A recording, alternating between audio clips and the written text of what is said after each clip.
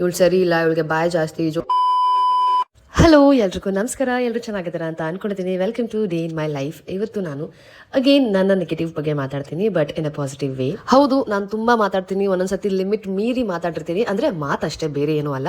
ನಾನು ಎದುರುಗಡೆಯವರಿಗೆ ಏನಾದರೂ ಹೇಳಿದ್ರೆ ಅವರಿಗೆ ಆ ಕ್ಷಣಕ್ಕೆ ಅದು ಕಹಿ ಅಂತ ಅನ್ನಿಸ್ಬೋದು, ಬಟ್ ಲೇಟರ್ ರಿಯಲೈಸ್ ಆದಾಗ ಹೌದು ಅವ್ರು ಹೇಳಿದ್ದೆ ಕರೆಕ್ಟು ಅಂತಾನೂ ಅನ್ನಿಸ್ಬೋದು. ಅಂಡ್ ನನ್ನ ಪ್ರಾಬ್ಲಮ್ ಏನು ಅಂತ ಅಂದ್ರೆ, ನಾನು ಸ್ವಲ್ಪ ಜೋರಾಗಿ ಹೇಳ್ತೀನಿ, ನನ್ನ ಹೇಳೋ ರೀತಿ ಚೆನ್ನಾಗಿಲ್ಲದೆ ಇರ್ಬೋದು, ಬಟ್ ನನ್ನ ಕನ್ಸರ್ನ್ ಅಥವಾ ನನ್ನ ಪಾಯಿಂಟ್ ತುಂಬಾನೇ ಪರ್ಫೆಕ್ಟ್ ಆಗಿರುತ್ತೆ. ಅದು ಎದುರುಗಡೆಯವರಿಗೆ ಆ ಕ್ಷಣಕ್ಕೆ ಅರ್ಥ ಆಗೋದಿಲ್ಲ. ಅಂಡ್ ಎಷ್ಟೋ ಸರ್ತಿ ನಾನು ಜೋರಾಗಿ ಮಾತಾಡೋದನ್ನ ನೋಡಿ ಅಥವಾ ನಾನು ನಗಾಡೋದನ್ನ ನೋಡಿ ತುಂಬಾ ಜನ ಜಡ್ಜ್ ಮಾಡಿದ್ದಾರೆ. ಇವಳು ಸರಿ ಇಲ್ಲ, ಇವಳಿಗೆ ಬಾಯ್ ಜಾಸ್ತಿ, ಜೋರಾಗಿ ಮಾತಾಡ್ತಾಳೆ, ಹೆಂಗ್ ನಗಾಡ್ತಾಳೆ ಅಂತೆಲ್ಲ ಹೇಳಿದ್ದಾರೆ ಕೂಡ.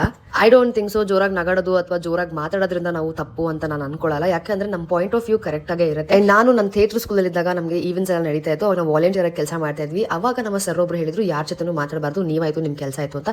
ಬಟ್ ನಾನು ಆಡಿಯನ್ಸ್ ಮಧ್ಯ ಕೂತ್ಕೊಂಡು ನನ್ನ ಪಕ್ಕ ಯಾರು ಕೂತಿರ್ತಾರೆ ಅವ್ರ ಜೊತೆ ಮಾತಾಡ್ತಿದ್ದೆ. ಅದಕ್ಕೆ ನಮ್ಮ ಸರ್ ಹೇಳಿದ್ರು, ನಾನು ಹೇಳಿದ್ದಲ್ವಾ ಯಾರ ಹತ್ರನೂ ಮಾತಾಡ್ಬೇಡ ಅಂತ, ನೀನ್ ಎಲ್ರ ಜೊತೆನೂ ಮಾತಾಡ್ತಿದ್ಯಾ ಅಂತ. ಅವಾಗ ಒಂದು ಸೆಂಟೆನ್ಸ್ ನ ಹೇಳಿದ್ರು ಅವರು, ನೀನ್ ಯಾರನ್ನೂ ಬಿಡಲ್ಲ, ಬಿಟ್ರೆ ಕಲ್ ಜೊತೆನೂ ಮಾತಾಡ್ತೀಯ ಅಂತ ನಂಗೆ ತುಂಬಾ ರೂಢಾಗೆ ಹೇಳಿದ್ರು. ಅಂಡ್ ಇದೇ ಮಾತನ್ನ ನಮ್ಮ ಚೇತು ಅಣ್ಣ ಬೃಂದಾವನ ಟೈಮಲ್ಲಿ ಕೂಡ ಹೇಳಿದ, ಅವಳು ಬಿಡು, ಎಲ್ರ ಜೊತೆನೂ ಮಾತಾಡ್ತಾಳೆ, ಬಿಟ್ರೆ ಕಲ್ ಜೊತೆನೂ ಮಾತಾಡ್ತಾಳೆ ಅಂತ ನನಗೆ ಅವನು ಪಾಸಿಟಿವ್ ಆಗಿ ಹೇಳಿದ. I still remember. ನಂಗೆ ಆಗ ರಿಯಲೈಸ್ ಆಗಿರಲಿಲ್ಲ, ಬಟ್ ಇವಾಗ ಐ ಫೀಲ್ ಸೋ ಬ್ಲೆಸ್ಡ್.